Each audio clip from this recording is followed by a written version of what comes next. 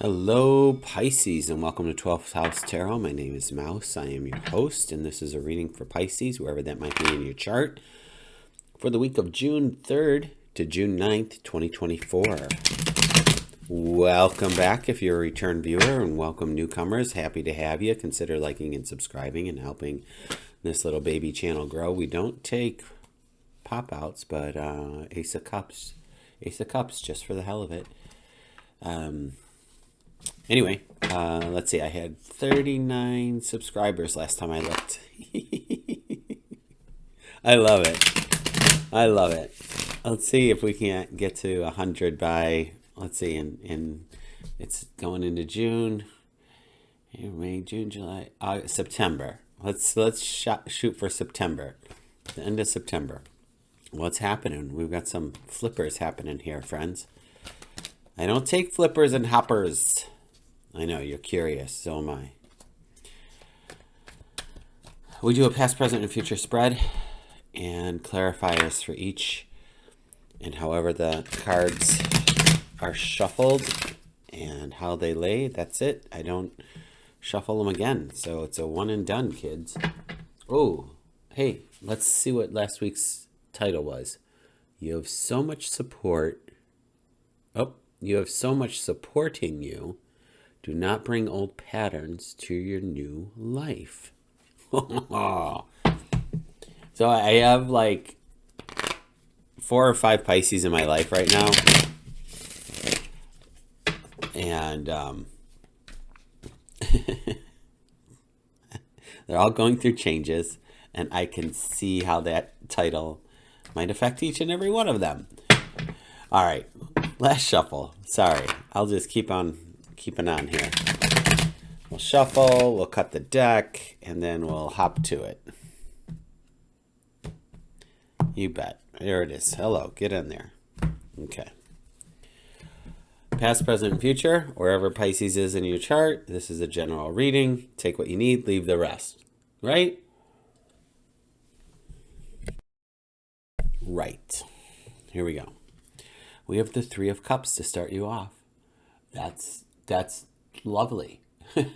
This is emotional abundance, friendship. I often have, as of late, noticed like the cornucopia is like spilled about at their feet.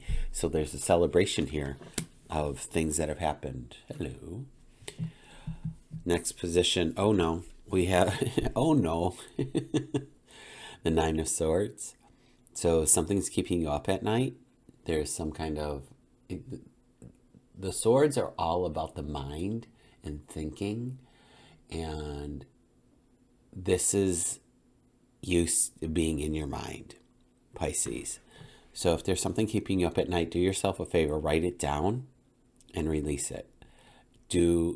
Create a different ritual around bedtime. Maybe you take a nice bath or a hot shower and use some lavender oil, have some chamomile tea, and, do a meditation, light a candle, whatever. Don't fall asleep, obviously, with the candle lit. But do something to change the routine so that you are not stuck staying up worrying about things. There's no need to worry. It's like sitting in a rocking chair thinking you're going somewhere. So we'll get to the bottom of this, because here we are in the future part. We have the 5 of Cups, and they are definitely like looking at these other cups that have spilt over. So there's some disappointment and some sorrow around this. But we have to keep in mind that it's a 5 of Cups. There's 2 other cups here right behind the character in this card. So not all is not lost, right? Whatever this is that was keeping us up, this too shall pass. It always does, okay? And there's still things to be excited about and happy about. All right. So let's come back here to the 3 of Cups and see what we have going on. So we have the 2 of Pentacles, which is a choice point. All the 2s are choice points. And with the Pentacles, it's definitely change that's happening. So this can be, change can be easy or it can be hard, right? And I like to look at the back of the card here with the ships on the water. They are going with the current. They're going with the flow of, and when I see that, it's not about like blindly following something, but it's definitely the path of least resistance. But that's my personal opinion, right? Like I'm a fan of ease and grace and the path of least resistance.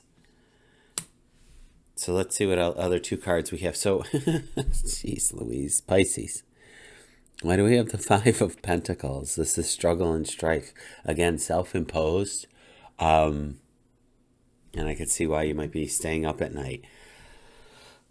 Maybe this is one of the two choice points. Next card, pardon me. Oh gosh. Friends, what is happening here? We have the Ten of Wands. This is, again, we've got a lot of struggle happening here, friends. And a lot of it's self-imposed. So I'm not pointing fingers, but I'm pointing a finger. I'm not pointing fingers. And what I want to say is that what is within your control, go do that. Those things that are not in your control, let them go. Put them aside. They're not for you to do. Don't carry someone else's baggage, burden, or worries and strife, and everybody's got to do their own. So this, to me, represents you not just taking on your stuff, but other people's stuff. You don't need to do this, okay? I mean, on the flip of that, it could be I'm taking everything I own and getting the hell out of here, because it is modifying, clarifying this Three of Cups, which was the Three of Cups is emotional maturity here. And if we're making a choice to take everything we have and going, or, being destitute and out in the cold, I could see how this would be more appealing.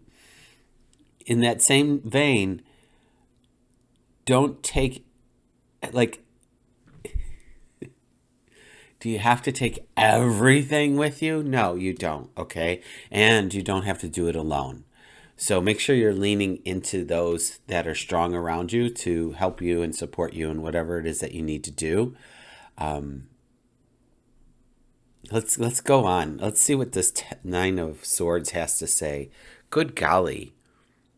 Like, I just brought both hands to the sides of my face and it was like, oh no, like the kid from Home Alone. I was like, what are we looking at here?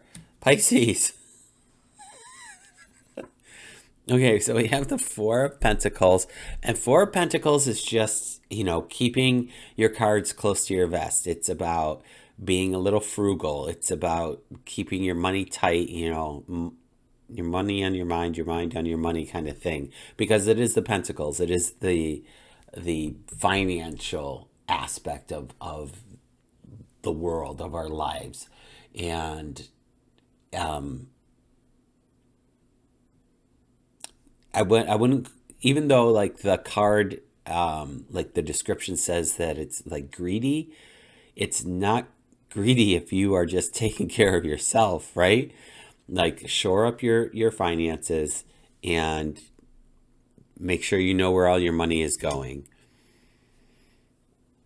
Okay, so we have the Temperance here. Now this is interesting. This is a shift of energy, is what I'm seeing, because we have this is our first major arcana card showing up in this spread.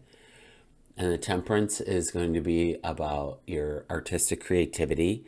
They are alchemizing things. They are changing things. They are in the flow as they step into the water. The water represents femininity, the creative aspect of life. So maybe this is an opportunity. Whatever is keeping you up at night, maybe create the vision board of what you want to see is an option. Let's just leave that at that and see what else comes up for you.